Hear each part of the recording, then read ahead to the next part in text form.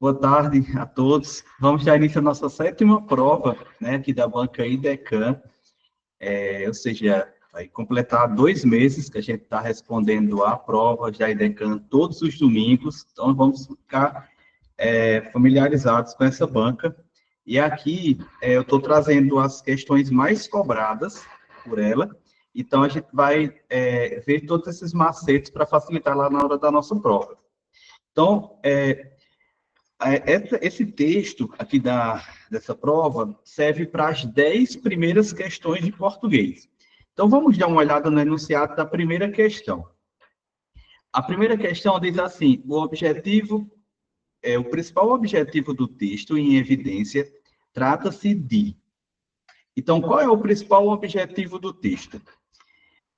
Aí as outras questões já são relacionadas à gramática, né? A gente vai usar o texto só como base. Então, mas vamos ver qual o principal objetivo. Porque é claro que todo o texto tem a ideia principal e as ideias secundárias que vêm para corroborar essa ideia principal. Então, vamos buscar a ideia principal aqui do nosso texto. Então, o texto traz como título Somos Gente. Aí, decretaram que pessoas com mais de 70 anos merecem alguns benefícios. Há mais tempo, decretaram que negro era gente. Há menos tempo que isso, decretaram que a mulher também era gente, pois podia votar.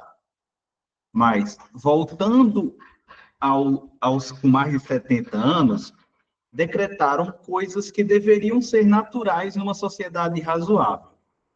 Não as vejo como benefício, mas como condições mínimas de dignidade e respeito. Benefícios têm um jeito de concessão, de caridade. Coisas como esta, coisas como não lhes cobrarem mais seguro saúde, porque estão mais velhos, a idade que possivelmente vão, de verdade, começar a precisar de médico, remédio, hospitais, não deveria ser impostas por decreto. Decretaram também que depois dos 70, as pessoas poderiam andar de graça no ônibus e pagar meia entrada no cinema. Perceberam, pois, que após os 70, as pessoas ainda se locomovem e se divertem. Pensei que achassem que, nessa altura, a gente ficasse inexoravelmente meio inválido e invalidado. Que sociedade estranha esta nossa, em que é preciso decretar que, em qualquer idade, a gente é gente. Então, traz essa crítica e essa reflexão sobre algo que a sociedade deveria enxergar como algo óbvio, né? Natural, e não precisar de lei, de decreto para afirmar esses direitos. Imagina que tem pessoas que ainda são contra esses direitos mínimos, né? Então, para você ver que tem gente que ainda é pior do que a gente possa imaginar. Então, o texto traz essa reflexão. Então, o principal objetivo do texto, em evidência, trata-se de... Letra A. Olha, a primeira coisa que vocês têm que prestar atenção é esse verbo que está separado por vírgula. Relatar. B, informar. Letra C, apresentar. Letra D, registrar. Então, qual será a alternativa que faz mais sentido? Relatar sobre a forma de memórias e digressões, impressões pessoais acerca da velhice e expor problemas inerentes à terceira idade? O texto expõe problemas sobre a terceira idade? Não, né? Então, não é relatar, ele não fez uma relação de problemas aí sobre a terceira idade, não foi isso.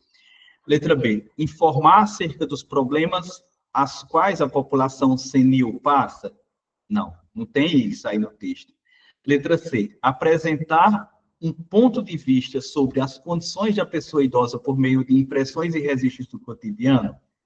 Olha só. Então, letra D, registrar uma situação cotidiana, possibilitando ao leitor uma nova reflexão sobre a questão etarista na sociedade contemporânea. Então, a gente ficaria em dúvida entre a letra C e a letra D, né? Então, mas a letra D não faz sentido, porque aí não registrou uma situação do cotidiano. Não tem nenhuma uma parte do texto que registra uma situação do cotidiano. Então, a resposta é a letra C. Apresentar um ponto de vista sobre a condição da pessoa idosa. Olha só, por exemplo, logo na velhice ela vai precisar mais de um plano de saúde e tal. Então, por meio de impressões e registros do cotidiano. Então, a letra C é a nossa resposta. Mas você presta atenção a esses verbos, porque o verbo é o que denota a ação aqui, né? Então, é apresentar, é refletir, né? Então, a resposta é a letra C. Vamos para a questão 2. Juízo de valor é um julgamento feito a partir de percepções individuais, tendo como base fatores culturais, sociais, pessoais e ideológicos. Partindo desse pressuposto, marque o item em que há uma passagem do texto indicativa de juízo de valor por parte do autor.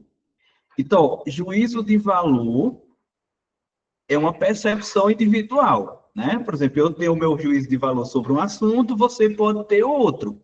Então, o texto está querendo que você indique qual o juízo de valor que o autor do texto traz sobre isso que foi apresentado. Então, vamos lá. Letra A. Perceberam, pois, que após os 60, as pessoas ainda se locomovem e se divertem? Não, aqui você percebe que o autor está falando em terceira pessoa, ou seja, ele está falando do que as pessoas que criaram as leis, eles perceberam isso, né? Então, o autor não está falando, não é a opinião do autor, ele está, digamos assim, constatando uma opinião da sociedade, das pessoas que criam as leis. Letra B. Decretaram que a mulher também era gente, pois podia votar. Você percebe que decretaram alguém de fora que decretou. Então, não é a opinião do autor também aqui, não. Letra C. Mas, voltando aos com mais de 60, decretaram coisas. Ou seja, repara que aqui o autor está usando a terceira pessoa. Decretaram, eles decretaram. Então, aqui o autor, repare que aqui o verbo ele não está em primeira pessoa. Então, agora a letra D. Não as vejo, eu vejo. Aqui é a opinião do autor. Não as vejo como benefício, mas como condições mínimas de dignidade e respeito. Então, aqui é uma opinião de quem está escrevendo o texto, né? Que ele diz que isso aí não deveria ser nem visto como benefício, mas como uma condição mínima de dignidade. Então, aqui é um juízo de valor. Tem pessoas que discordam das políticas sociais, acham que não são necessárias, mas o autor acha que isso é o básico. Então, a resposta, letra T. Vamos para a questão de número 3. A questão de número 3, essas assim despenca na IDECAM, pessoal, que é oração subordinada. Então, no período, decretaram que pessoas com mais de 70 anos merecem alguns benefícios. A oração destacada é classificada como... Olha só, primeiro, você tem que saber que esse que aqui é conjunção integrante. Então, toda conjunção integrante inicia uma oração subordinada substantiva. Eu posso trocar pelo isso. Decretaram isso. Aí você olha para o verbo. Quem decreta, decreta alguma coisa. Verbo transitivo direto. Aí, é claro que aqui o sujeito está indeterminado. Por quê? Porque sempre que o verbo está na terceira pessoa do plural e você não tem um referente, isso é uma estratégia de indeterminação do sujeito, né? Decretaram isso. Quem? Não sei, decretaram. Então, o sujeito está aqui, o sujeito indeterminado. O verbo é transitivo direto. Então, isso aqui é o objeto direto. É o objeto direto. Então, objeto direto. Aí, aqui dentro desse objeto direto tem verbo. Então, é uma oração subordinada substantiva objetiva direta. Resposta letra A. Repara que não pode ser adverbial, porque adverbial aí não é complemento de verbo. Não pode ser adjetivo, porque adjetivo vem depois, iniciando com pronome relativo. Isso aí não é pronome relativo, isso é conjunção integrante. E não pode ser a letra D, que diz que é oração subordinada subjetiva, porque a oração subordinada subjetiva é aquela que ocupa o lugar de sujeito.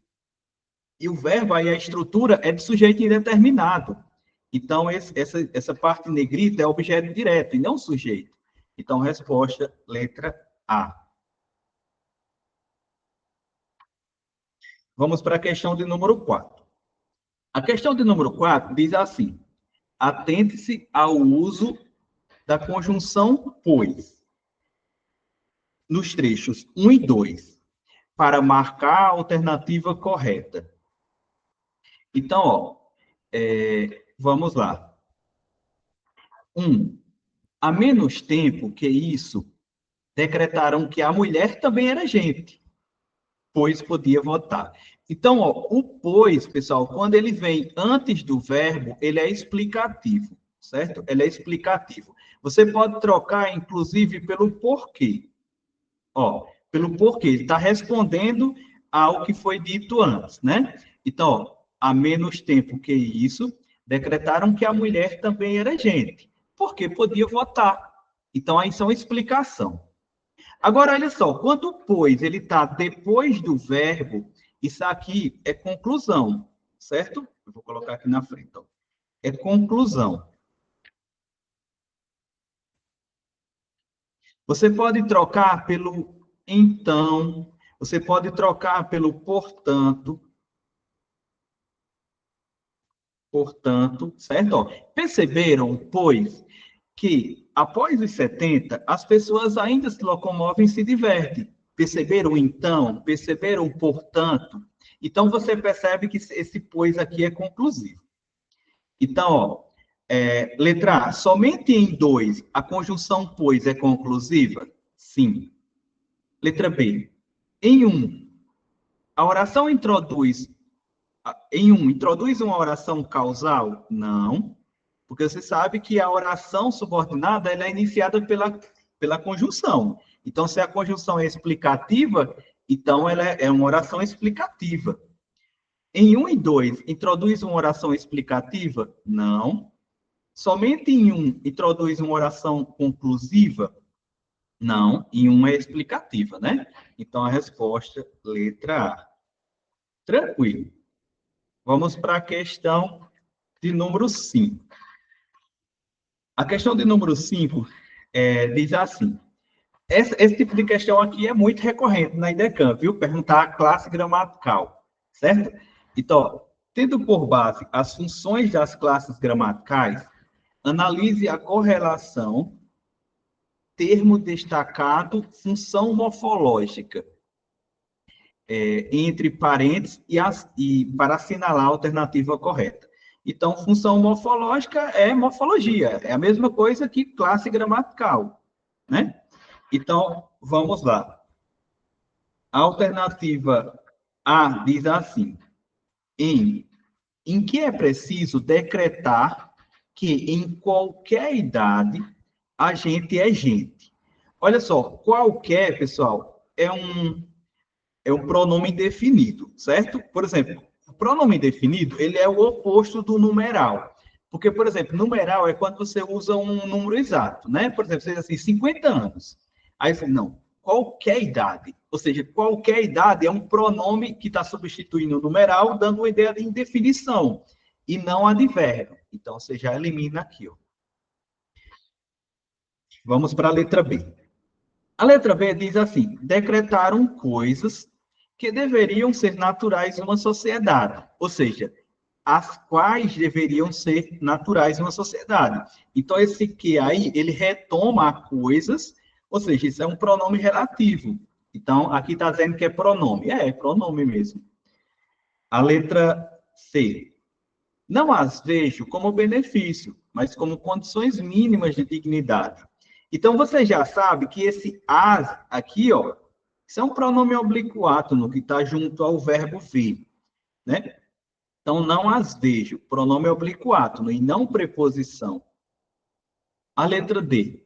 Na idade em que possivelmente vão de verdade começar a precisar de médico, aí aqui está dizendo artigo? Não, né? Porque não se usa artigo antes de verbo. né? Verbo é uma classe que não tem gênero, então não tem artigo. Então, esse a aqui é preposição, ó. Vamos começar a alguma coisa. Então, isso aqui é preposição e não artigo. Então, a resposta é letra B. Letra B. Vamos para a questão de número 7. Então, pessoal, qualquer coisa pode ir respondendo, viu? Antes, a gente vai interagindo aqui. Olha só. Questão 6. Ainda assim como em pagar meia entrada no cinema, a concordância nominal também faz corretamente no item. Também se faz corretamente no item. Então, ó, você já sabe que a palavra meia, ela pode pertencer a duas classes gramaticais. Ela pode pertencer aos adjetivos, quando ela tiver o sentido de metade. E ela pode pertencer aos advérbios quando você tiver assim, a semântica, né, de um tanto. Um tanto. Aí, quando ela for adjetivo, ela vai ser flexionada para concordar com a palavra a que se refere. Agora, quando ela for advérbio é uma classe invariável. Você já sabe que advérbio não muda nunca. É sempre meio no masculino. Por exemplo, pagar meia entrada, ou seja, pagar metade. Então, é adjetivo. Então, como entrada está no feminino, meia vai para o feminino. Olha, vamos para a alternativa A. A alternativa A diz assim: a janela está meia aberta. Não, a janela está um tanto aberta. Então, deveria ser meio aberta. Aí você diz: não, mas não poderia estar metade aberta? Não, porque não tem esse sentido. Você não vai medir exatamente. Por exemplo, a janela pode estar só um pouquinho aberta. Aí você diz: fecha a janela. Por quê? Porque eu acho que ela está meio aberta, viu? Meio aberta, viu? Ou seja, não tem a ver com metade. Ou seja, ela está um tanto aberta. Então, aqui, tanto é, pessoal, que você também já sabe que o verbo de ligação, sempre depois do verbo de ligação, vai vir um adjetivo. Então, aberta é um adjetivo. Então, se o meio, a palavra meio, está modificando um adjetivo, é advérbio. Não tem para onde correr, né? Então, vamos para a alternativa B. Ela saiu meia estressada. Não, é sempre meio estressada. Ó, ele saiu meio estressada, ela saiu meio estressada. Não muda, não. Porque aqui é um tanto. Letra C. Ela comeu meio laranja. Ó, deveria ser meia laranja, porque aqui é metade. Então, está concordando com laranja, que é feminino. A porta está meio aberta. A mesma lógica da janela, né? Da letra A. Aqui está certo. É um advérbio e advérbio não vai ser flexionado. Então, advérbio fica sempre no masculino mesmo. Então, aqui a resposta é letra D. Então, a palavra meio é muito cobrada aí nas questões de concordância. Vamos para a questão 7. A referenciação faz parte do processo de organização coesiva de um texto. Portanto, sobre o uso do pronome referencial negritado em, abre aspas, que sociedade esquisita esta nossa. Atesta-se que, bom, você percebe aqui, ó, só voltar no texto rapidinho, que essa parte aqui está lá no final, que sociedade esquisita é esta nossa. Então, ela está retomando. Que sociedade? Essa que eu descrevi antes, que acha que direitos sociais é um benefício, é um favor, quando na verdade deveria ser algo óbvio, algo assim, que não deveria nem ser questionado, é o mínimo que a sociedade, uma sociedade razoável deve ter. Então, repare que esse demonstrativo aqui, esse pronome demonstrativo, ele está retomando tudo que foi sobre algo que já foi dito antes. Então, aí, letra A, é exofórico, por isso deveria ser, por isso o uso do esta Não, esofórico é quando o meu referente está fora do texto, né? Então, não é o caso, não. Aqui, na verdade, é uma referenciação endofórica. Endo é por dentro e eso é por fora. Aí, letra C. É catafórica? Não, catáfora é quando o referente ainda vai ser mencionado. Então, a gente já pode eliminar a letra D também.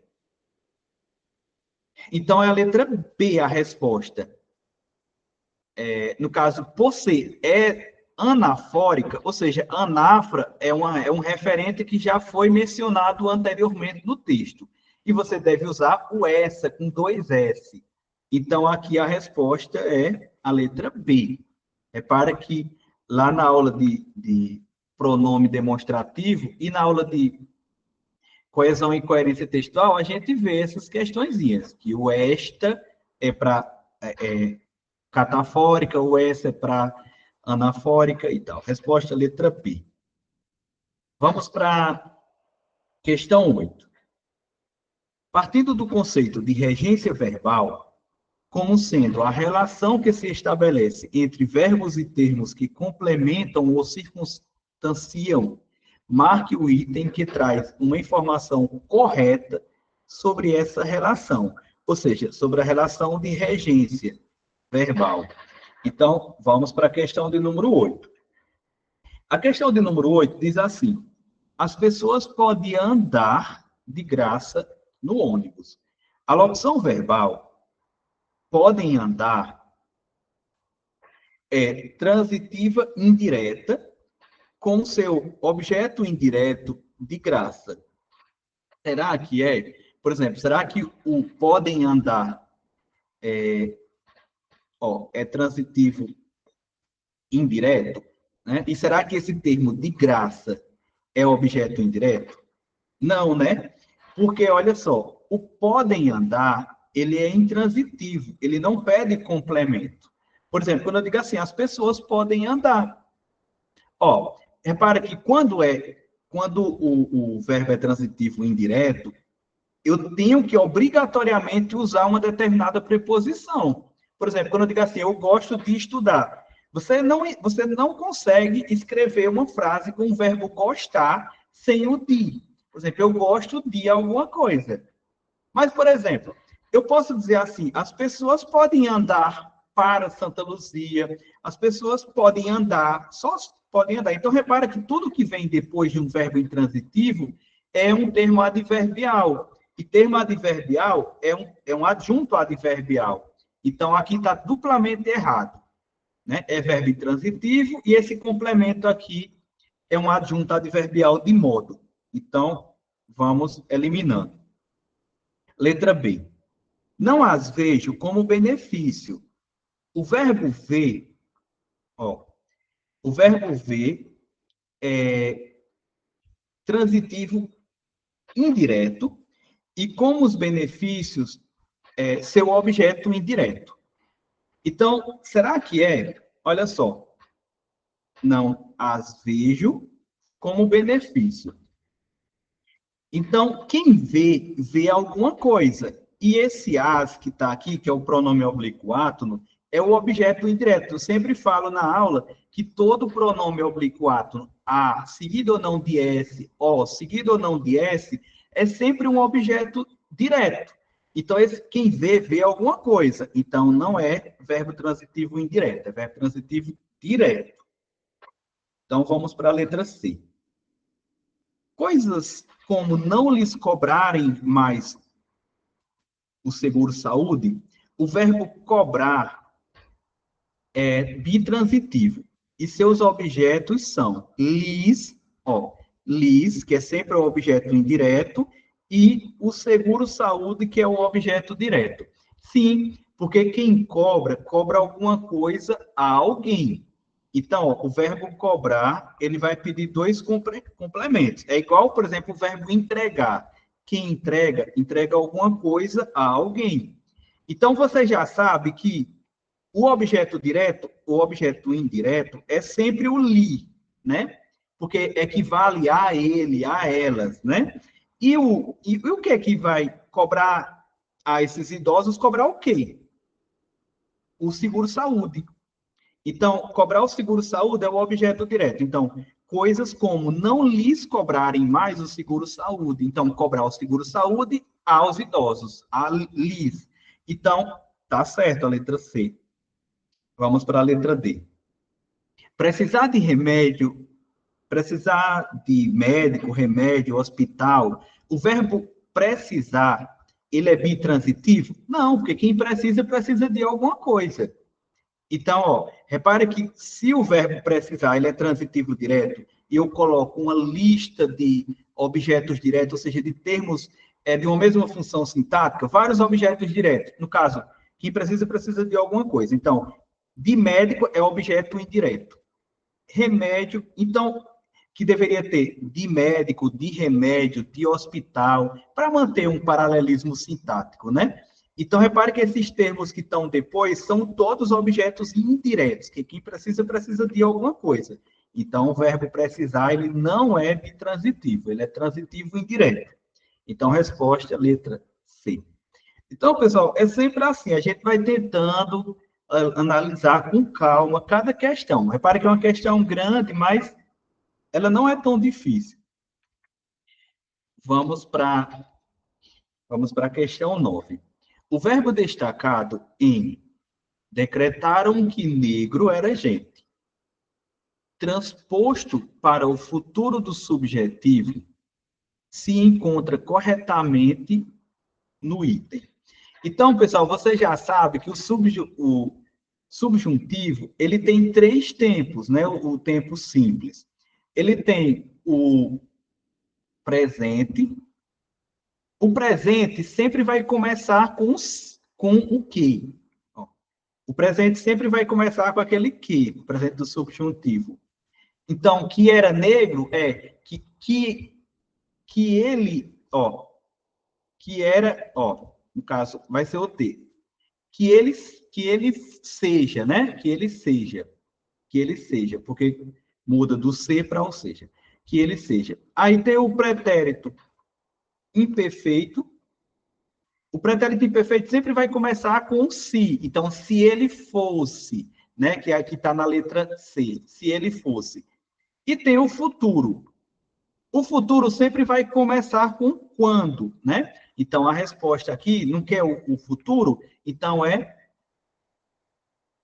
quando ele for. Então, a resposta é letra B. A resposta é letra B. Quando ele for. Então, tranquilo. O futuro subjuntivo sempre vai ter esse quando, né? Resposta, letra B. 10. Esse tipo de questão aqui, o 10 despenca nas provas da IDECAM e muita gente confunde com separação silábica. Não tem nada a ver. Aqui está falando sobre elementos mórficos. Ou seja, elementos mórficos é cada partezinha que compõe uma palavra, né? Então, ó, na passagem, abre aspas, que nessa altura a gente ficasse inexoravelmente meio inválido, fecha aspas. A segmentação correta quanto à estrutura dos elementos mórficos do verbo destacado está na alternativa. Então, ó, ficar-se. O verbo é ficar. Ó, deixa eu colocar aqui. O verbo é ficar. Aí a primeira coisa que você tem que procurar numa palavra é o radical da palavra. Então, como você já sabe que é o verbo ficar, o radical você vai tirar o R do infinitivo, você vai tirar o A, que é a vogal temática. Então, tudo que ficar é o radical. Então, temos aqui, ó, o fique, que é o radical da palavra. Aí tem, depois, a vogal temática, então é ficar, a vogal temática é o A, né, que é verbo de primeira conjugação, e temos também esse SSE. Aí eu te pergunto, esse SSE diz o que num verbo? É a desinência modo temporal, é sempre o pretérito imperfeito do subjuntivo. Então, aqui temos, ó, o radical da palavra, mais a vogal temática, mais a desinência modo temporal, porque esse SSE é sempre uma marca do pretérito imperfeito subjuntivo. Então, a resposta aqui, ó, é a letra A. Essas aqui, a estrutura, né, dos elementos mórficos presentes na palavra ficasse. A gente tem o radical, a vogal temática, mais a desinência modo temporal. Então, a resposta é letra A. Repara que muita gente poderia marcar a letra B, a letra C, pensando que era separação silábica. Nada a ver, né? Então, toda palavra tem essas estruturas mórficas. O nome do assunto é processo de formação de palavras. Vamos para a questão 11. A questão 11 diz assim, não pulei nenhuma não, né? 10, 11. Analise o trecho. Engoli com esforço quando notei o choro endurecido daquele homem. Há no trecho destacado a presença de qual figura de linguagem? Então, aqui, ó, o texto destacado é esse, ó. Choro endurecido. Bom, aqui, claro que isso aqui é uma sinestesia. Sinestesia. Sinestesia é uma mistura de sensação. Por exemplo, choro endurecido, né? Então, aqui, não tem como você pensar assim, um choro endurecido. Mas não tem a opção sinestesia. Então, ó, vamos para as alternativas. Metáfora. Metáfora é uma comparação, né? Não existe comparação aí, então não é metáfora. Eufemismo é quando você suaviza um termo, né? Não é o caso aqui. Prosopopeia é quando você dá características humanas a coisas que não são humanas. Choro é uma coisa humana, né? Então não faz sentido também. Então só pode ser aqui paradoxo. Paradoxo é uma coisa que não tem lógica, né? É uma coisa ilógica, ou seja, choro endurecido não tem lógica. Então a resposta aqui é paradoxo, letra B. Vamos para mais uma questão aqui sobre figuras de linguagem. Leia a tira abaixo de Quino. No cerne do processo de compreensão da tirinha, está um processo figurativo. Que figura é essa? Aí ela diz aqui, ó, Mafalda. Olha, este é o mundo, está vendo? Sabe por que este mundo é bonito? Porque é um modelo reduzido. O original é um desastre. Então, esse tipo de questão aqui é muito cobrado na IDECAN. Quando ele diz assim, está no cerne da compreensão da tirinha um processo figurativo. Ou seja, então está no cerne da compreensão. Você não tem que prestar atenção às palavras, né?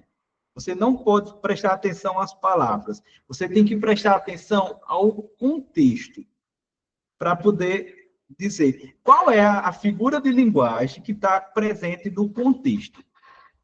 Quando ela diz assim, ó, este é o mundo, está vendo? Sabe por que ele é bonito assim, o mundo?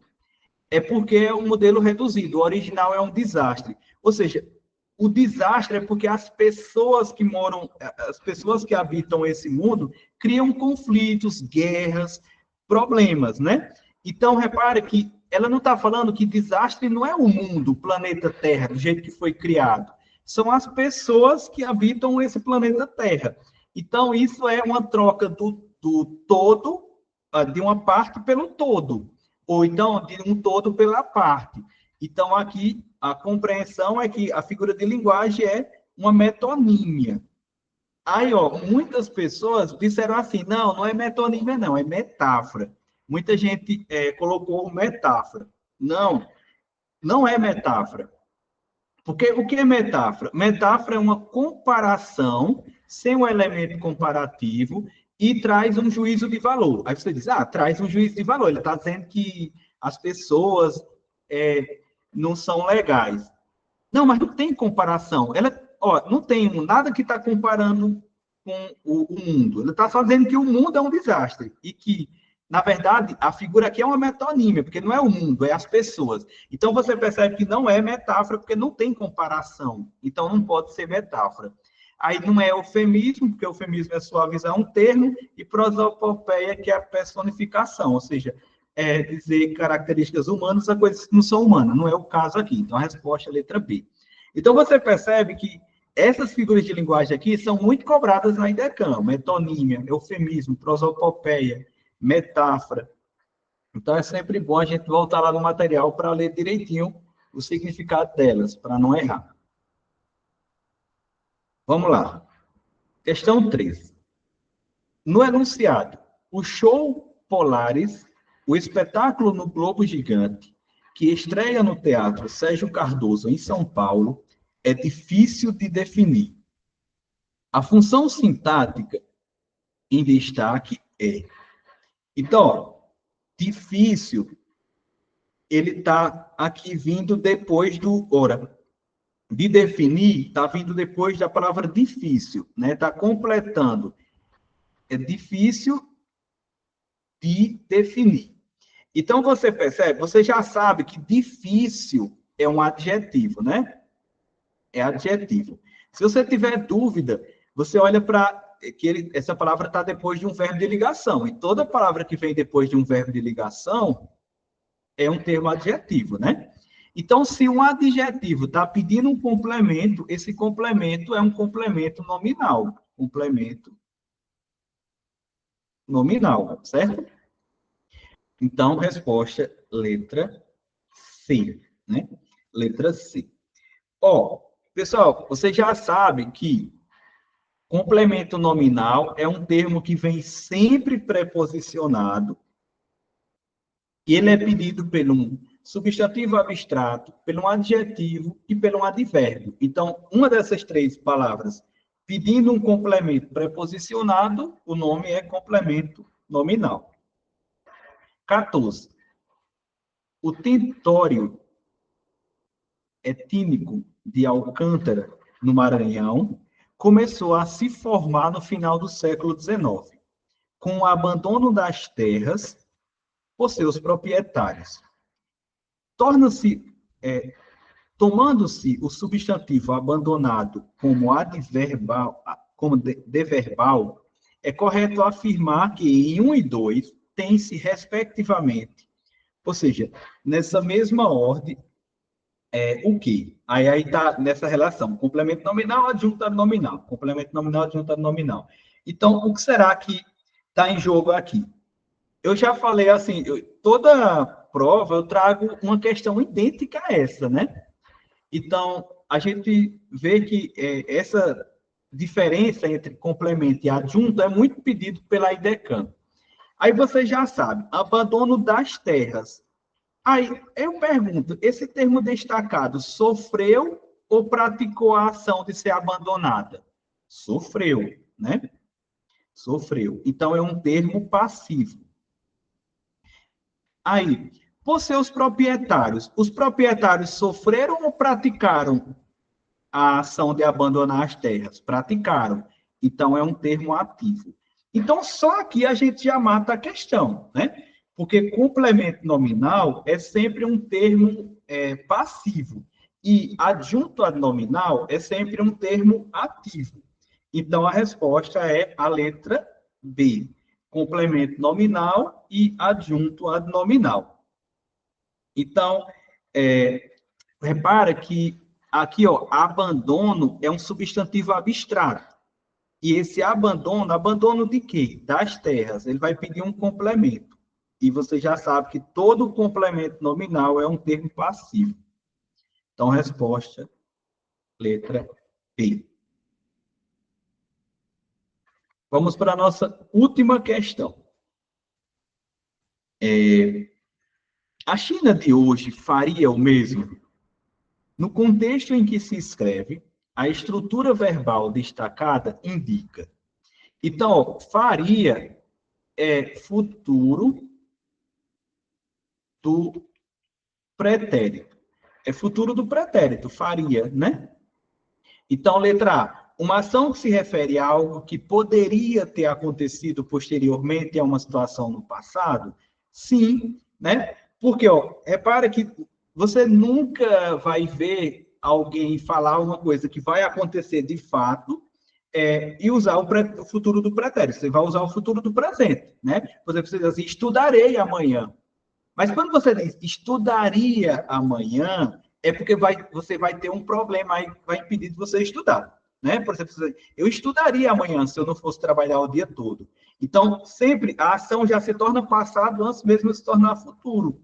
Então, a letra A está correta. Letra B. Uma ação que indica que ainda não aconteceu no momento da fala? Não, aqui no caso é futuro do presente. Letra C. Uma ação passada que ocorreu antes de uma outra ação também no passado, aqui está trazendo o conceito de pretérito mais que perfeito, né? Que é uma ação que aconteceu no passado antes que uma outra ação também no passado já tivesse acontecido. Letra D. Uma ação inacabada que ocorria no passado, dando uma ideia de continuidade, isso aqui é o pretérito imperfeito, né? Por exemplo, estudava, é uma ação que se repetia no passado. Letra E. Uma ação que ocorreu em um futuro próximo, que ocorrerá em um futuro próximo, possibilitando que em breve algo irá acontecer? Não, aqui é futuro do presente também. Então, a resposta é letra A. Tranquilo. Então, vocês percebem que se a gente for tendo paciência, dialogando com o texto, a gente vai conseguir acertar de 14 para 15 questões, brincando aí na prova de concurso. Quanto mais a gente ficar afiado em português, mais a gente vai ficar próximo dos primeiros colocados, ou no primeiro lugar. Bora para as 5 questões de raciocínio lógico agora. Um cliente chegou em um técnico de informática e, ao ser perguntado sobre o motivo da sua ida à assistência técnica, afirmou que o notebook está com defeito e o tablet sem defeito. Porém, o técnico afirmou que a afirmação do cliente era falsa. Logo o técnico deduziu que. Então, quando a questão está dizendo que é falso que é a mesma coisa de você dizer a negação de. É a mesma coisa, né? Então, aqui, primeira coisa que você tem que lembrar é que a negação, você tem que trocar o I pelo U, né? E você tem que negar tudo. Então, o notebook estar com defeito o notebook não estar com defeito. E o tablet estar sem defeito é o tablet estar com defeito, né? Então, repare que a letra A, o notebook e o tablet estão sem defeito? Não. O notebook está sem defeito e o tablet está com defeito. Repare que manteve o I. Não. Tem que trocar o I pelo O. O notebook e o tablet, aqui manteve o I também. E a letra D. O notebook está com defeito, sim, porque está sem defeito, certo? Negou a primeira parte. Negou também a segunda parte, o tablet está com defeito e trocou o I pelo O. Então, a letra D ela está completa. Resposta, letra D. Tudo certo. Aqui. Negação, você tem que negar tudo, inclusive o conectivo. Vamos para a questão 17. A questão 17 diz assim: durante uma expedição em uma reserva ambiental na Amazônia, 100 pessoas puderam escolher participar de 2 cursos de técnico de sobrevivência na selva e primeiros socorros em áreas remotas. E, ao final do evento, os organizadores registraram os seguintes dados. Então, temos aqui os dados. Aí a pergunta é: quantas pessoas não fizeram nenhum dos 2 cursos? Então, vamos lá. Olha só, então você vai pegar aqui, vai fazer um conjunto das pessoas que fizeram o curso de sobrevivência e vai fazer outro conjunto aqui adentrando para as pessoas que fizeram o curso de primeiros socorros. Aí, por que aqui eu botei um conjunto adentrando no outro, né? Fazendo uma intersecção? Porque você vai ver que aqui na extração dos dados, opa, tem pessoas que fizeram os dois cursos, ó, 22 pessoas fizeram os dois cursos. Então, aqui no meio, você vai colocar o 22. Eu vou até mudar aqui a cor da caneta. 22. Pronto. Aí, olha, 47 fizeram o curso de primeiros socorros. Você não vai colocar 47, porque quando você olha aqui para esse conjunto dos primeiros socorros, já tem 22, né? Que pertence aos dois. Então, você vai diminuir 47 por 22. Vai ficar o quê? 25, né? 25. Então, você pegou 47 e já diminuiu. Então, você sempre começa, ó, você sempre começa pelo comum a todos os conjuntos, certo? Então, a gente vai ter aqui uma outra questão que tem 3 conjuntos. Então, você sempre começa pelo que tem todos, né? Então, a gente começou pelo 22. E 58 participantes fizeram um curso de sobrevivência. Então, 58, aí agora você vai diminuir esses 22 também, né? Porque já tem 22 aqui dentro do conjunto. Então, quanto vai dar 36, né? 36. Estou fazendo aqui de cabeça. 36. Pronto. Então, esses 3 números aqui indicam a somatória de pessoas que fizeram pelo menos um desses cursos. Então, eu vou colocar aqui, ó, 25, 22, mais 36. Então, aqui eu tenho 11, 13, ó, 7, 13, vai 1. 5 mais 3, 8. 83. Então, 83 pessoas fizeram pelo menos um curso. Então, se são 100 pessoas, quantas pessoas não fizeram nenhum dos dois cursos? Resposta, 17. Né? Porque 17 mais 83, 100. Então, 100 pessoas, 83 fizeram, 17 não fizeram. Então, resposta, letra B. Então, olha só, acho que tem outra questão agora. Pronto, tem outra questão agora igualzinha.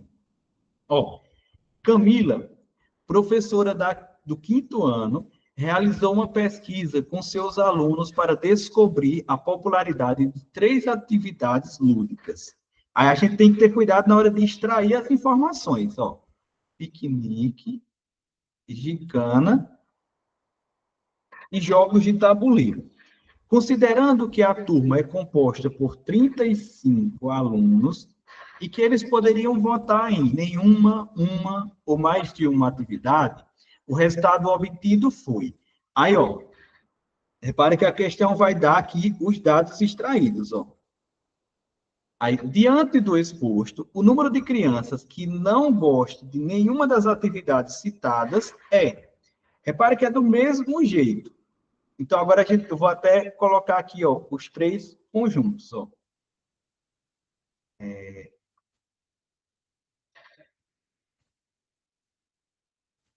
Aqui, tá feio, mas está valendo, tá dando para entender aqui.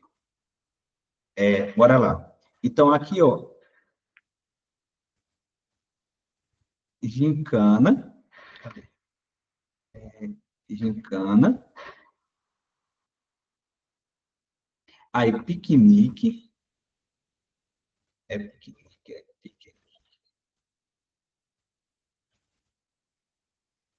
e jogos de tabuleiro.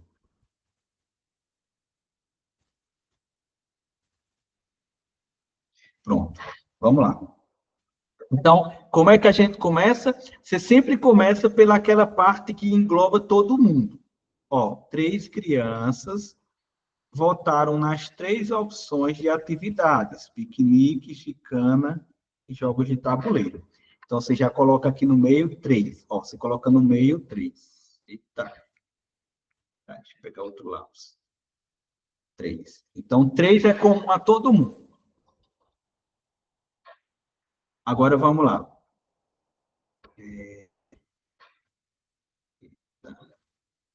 6 crianças gostam de competir em gincanas e têm interesses por jogos de tabuleiro. Então, 6 gincanas e jogos de tabuleiro. 6 gincanas e jogos de tabuleiro. Então, eu vou olhar para essa parte aqui, ó, 6. Mas não é 6. Você só vai botar 3. Porque se já tem 3 aqui, você só vai botar 3. Então, 6 menos 3, 3. Vamos subindo. 4 crianças adoram fazer piquenique e brincar de jogos de tabuleiro. Piquenique e jogos de tabuleiro. 4. Piquenique e jogos de tabuleiro. Então, você vai olhar para essa parte aqui, ó. 4. Então, não é 4, é uma só, né? E já tem 3. Então, você vai diminuindo. Você vai ter que lembrar de diminuir. Vamos somar aqui, ó. 5 crianças gostam tanto de piqueniques como de competir em gincanas. Piquenique e gincana. 5, né? É 5. Então, você vai botar só 2, que já tem 3. Então, você vai diminuindo. 5 menos 2, 3. Pronto. Então, terminou essa primeira parte. Agora, vamos para as individuais. 9 crianças gostam de jogos de tabuleiro. 9. Aí, quando você olha para esse conjunto dos tabuleiros, não já tem aí 3 mais 3 mais 1? Tem. Então, já tem 7. Então, você não vai botar 9, senão vai ficar repetido. Você bota só 2, né? Entendeu? Porque o conjunto dos tabuleiros aí, dos jogos de tabuleiro, já tem 7 dentro dele. Então, se 9 no total se interessa por esse jogo, você só falta 2. Agora, vamos lá para o... Aqui, ó. 14 gostam de competir em gincanas. Aí, quando você olha para a gincana, já tem 7, ora, 6 com 2, 8. Então, 8. Já tem 8. Então, se é 14 se interessa por esse jogo, então só falta 6. 6. Pronto, agora vamos para o último para terminar. Aí, 10 gostam de participar de piqueniques. 10, né? Então, quando você olha aqui, já tem 6. Então, só falta 4, né? Só falta 4. Pronto. Aí, se você somar toda essa galera aí, vai ter um público-alvo que gosta de pelo menos um jogo. Então, aqui eu tenho 6,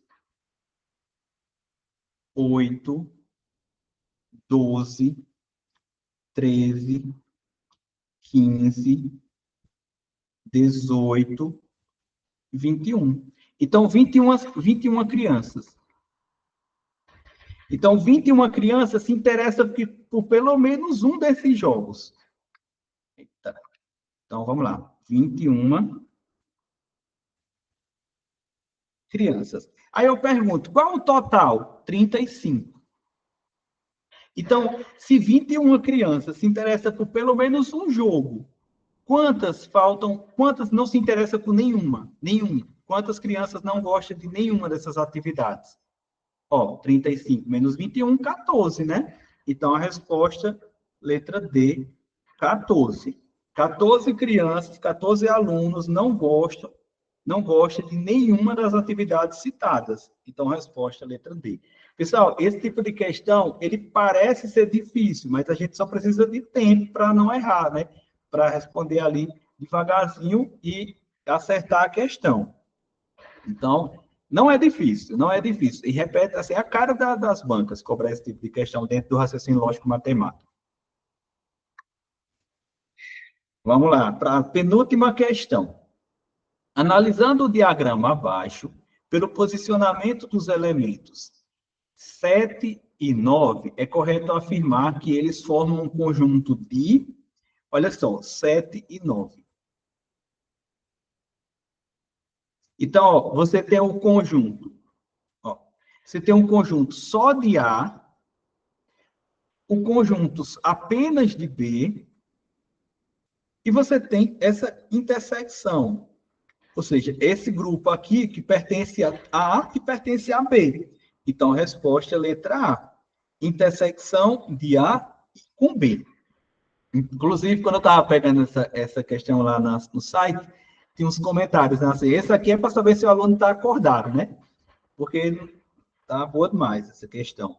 Então, ó, eu peguei, assim, lá, conjuntos e filtrei, só questões de conjunto da IDECAM, e, assim, tem muitas questões, assim, deu umas 3 páginas só de questões de conjunto, e cada página tem bastante questões. Então, assim, e todas, o padrão se repete, o padrão é esse, é com 2 conjuntos, com 3, aí a gente vai formando desse jeito, não tem erro. Então, todo domingo eu estou trazendo. Pode reparar nas provas passadas, na parte de raciocínio lógico, que sempre tem questões de conjunto. Então, vamos lá. Seja A e B 2 conjuntos, dados da seguinte forma. O conjunto A. Conjunto A temos as notas, ó. 8, 9,2, 10, 54, ora, 8,8, desculpa, 9 e 9. 9 e 9. Então, aí aqui tem o conjunto B. Tem 1,63, 1,65 e por aí vai. Né? Então, temos esses dois conjuntos. Aí, a questão diz assim: determine o valor da média aritmética e mediana, respectivamente, dos conjuntos A e B. Bom, a média aritmética, você já sabe, né? É tranquilo. A média aritmética é você pegar, somar tudo e dividir pela quantidade de elementos que tem dentro desse conjunto, né? Por exemplo, aqui eu tenho, por exemplo, 8, 8, 9,2, 10, 8,8, 9,9. 9 e 9. Então, você vai somar, repara que tem 1, 2, 3, 4, 5, 6. 6 conjuntos. Ora, 6 elementos. Então, você vai pegar, somar tudo e dividir por 6. Aí você vai saber a média aritmética. Por exemplo, aqui tem 2 mais 8, 10, vai 1. 9 com 9, 18, 28. 28 com 8 vai dar 36, com 9, 45, com 9, 54. 54. Então, quando você pega 54 e divide por 6, vai dar 9. Então, 9 vezes 6, 54, né? Deixa eu ver até aqui na calculadora para ver se eu não errei. 54, né? Então, você já pegou aí a média aritmética é 9, né? Então, 54 6 vezes 54. Então, a média é 9. Então, por eliminação, você nem precisava saber a mediana. Você já sabe que a única alternativa aqui que tem a média aritmética 9 é a letra A. Mas vamos agora ver a questão da mediana, porque vai que tivesse outras alternativas com 9, e a gente precisa saber também como resolver essa questão da mediana. Bom, a mediana é o seguinte, eu tenho aqui, ó, 1, 2, 3, 4, 5, 6, 7, 8, 8 notas, né? Então, a primeira coisa que você vê aqui, deixa eu só aceitar uma pessoa que vai entrar agora. Ó, a primeira coisa que você tem que saber na mediana é a seguinte: colocar em ordem crescente. Então, você coloca em ordem crescente as notas, já estão, né? Por exemplo, você percebe aí 1,6, 1,65, 1,72, 1,75. Então, já está em ordem crescente. Aí, 2. A segunda dica, o segundo macete é que se essa ordem, né? Se esse rol, ele for ímpar, né? Então, aqui, ó.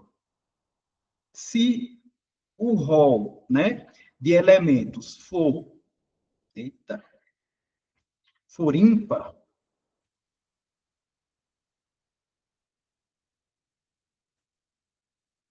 então a mediana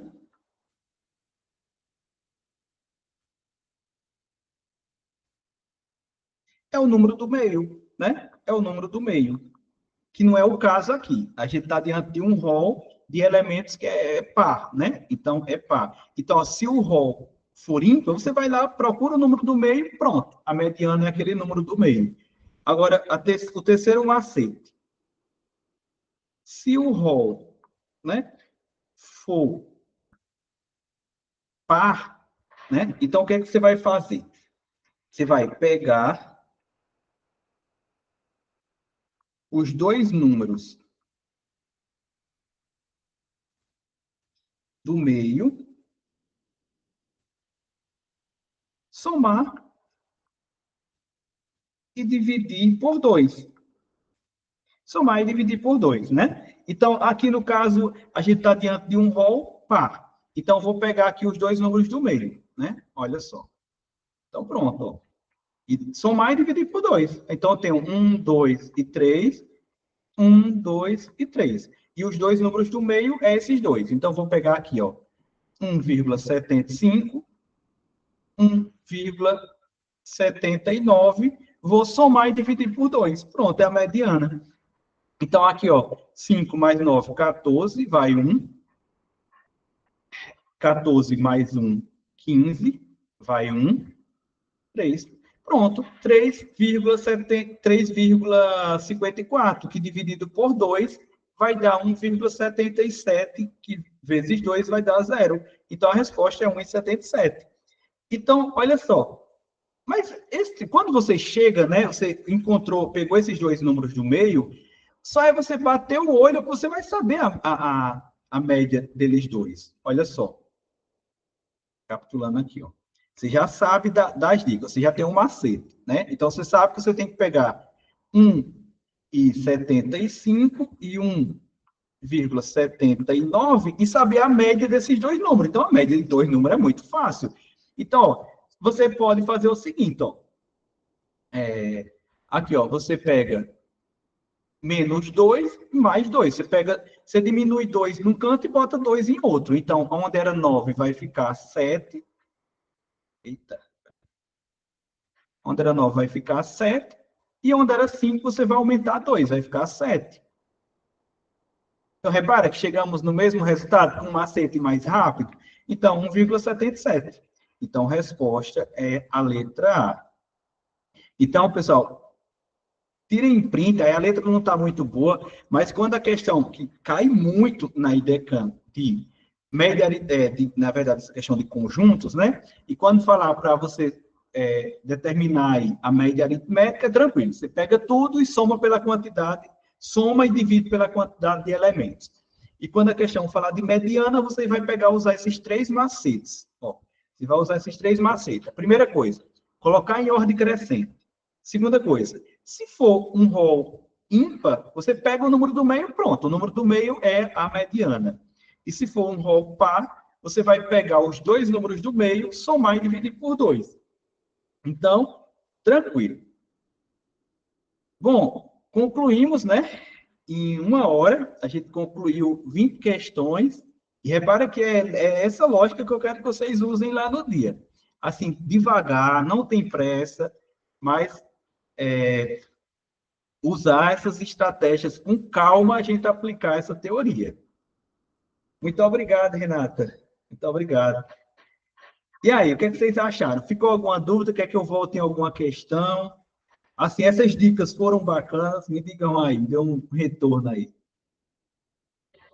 Olha, eu vou colocar aqui, vou parar a gravação para quem for assistir gravado depois, não, a gente vai ficar, ver as respostas aqui, os comentários do pessoal. Vou só parar aqui a gravação, só um minuto.